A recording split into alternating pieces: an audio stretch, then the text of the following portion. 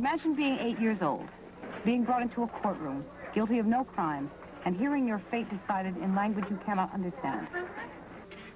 It's time for court.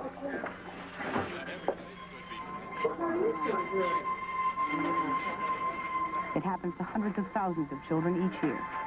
This is where our story begins.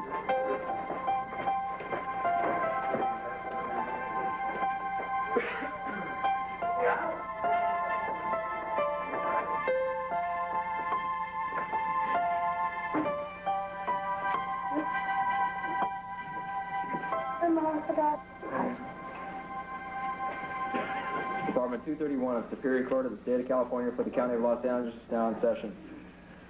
The Honorable Catherine Doy Todd, Judge, presiding. I understand you're living at a foster home right now. Yes. How are you doing?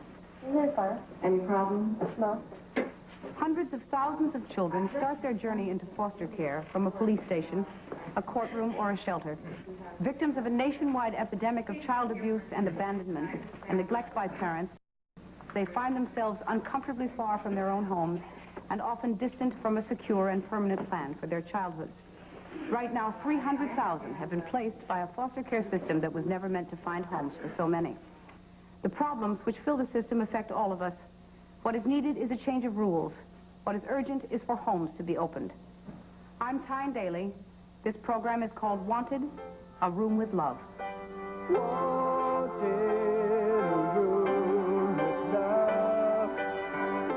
Nothing fancy, I don't need much, and I'll fit right in like a hand in a glove.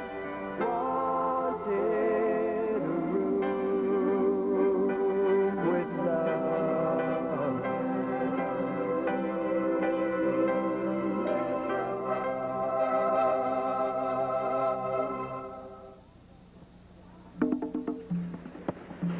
Child welfare experts call foster children the lost generation of the 1980s, often drifting from one placement to another until they reach 18. Many of them are ill-equipped for the simplest tasks of life.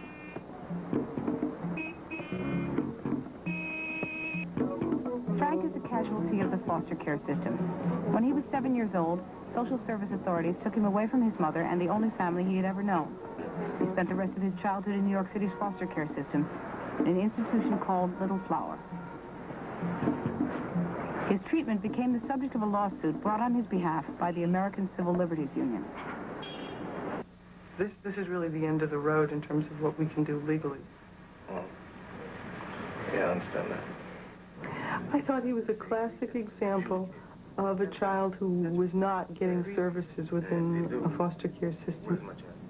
They knew Frank spoke only Spanish, so they took his IQ test in English, and then amazingly they decided he was retarded. Once having decided he was retarded, though, they didn't even give him the services that a retarded kid should have gotten. If they had done that, they would have quickly found he wasn't retarded in comparison to other children. But instead, they put him in the back of a classroom and just let him sleep. He graduated without ever learning to read. The day after his 18th birthday, he was dropped off at the welfare office and told to seek public assistance. It's really funny to me, right? It's the way Little Flower tried to break up the family ties, you know? You know, I mean, if your two brothers are supposed to be close, and they, you know, try to break us up, you know?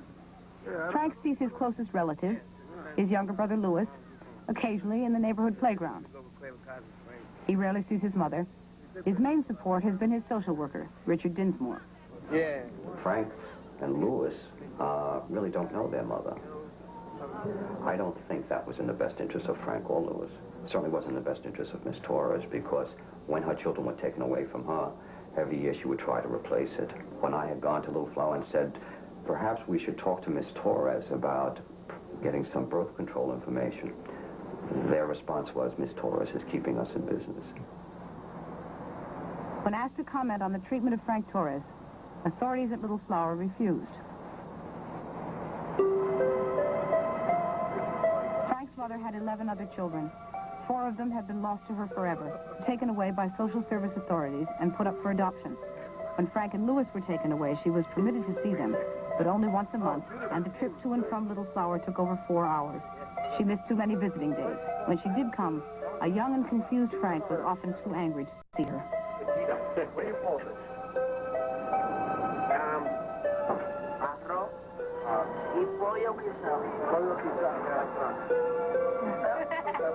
Frank talks to his mother through his sister, who speaks Spanish and English. He lost his language at Little Flower. When he came to Little Flower, he spoke only Spanish. When he left Little Flower, he spoke only English. He knows no Spanish.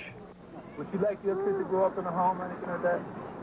Who would? No, it's like this. Okay, I was there 4 years, all right? And you know I went through a lot for 4 years. I would never, ever give up my son. They got to kill me. But for me to put my son in a foster care or you know, a Little Flower, place like that. I know that even in terms of the youngsters that went to Little Flower with him, there were quite a number that are in the same situation as Frank is. They are now adults. They work, you know, some of them. They work doing manual things.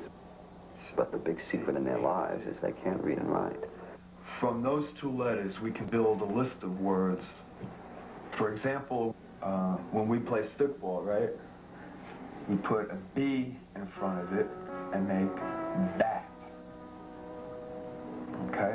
There's an animal that's around the house and the street that also sounds with the at sound. Okay. C-A-T. Cat. It is on the streets that the cost of illiteracy is highest.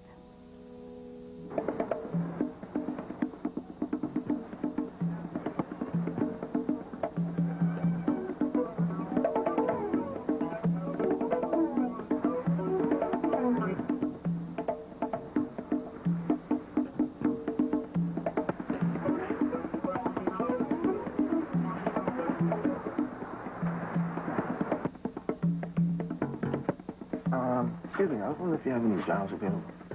No, I'm sorry, we don't. Okay, thank you.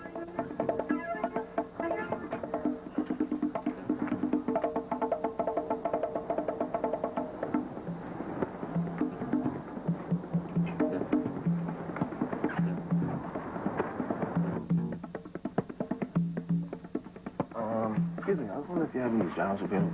What can you do? Any with tools, I fix cars. No, not at the present time. Okay, thank you.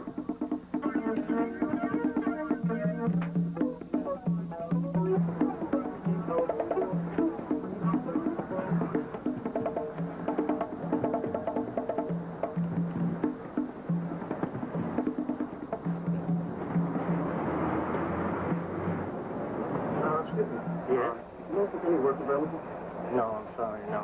Okay, thank you.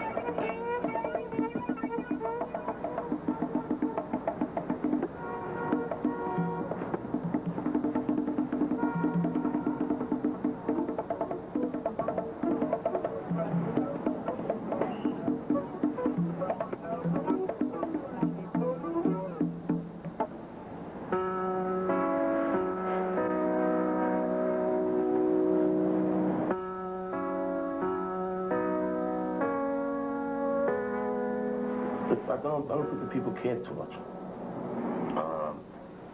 They'll see something on TV and they'll feel sorry, you know, and everything. And after the little program is over, they just change the channel and they just forget the people that the problems that happen.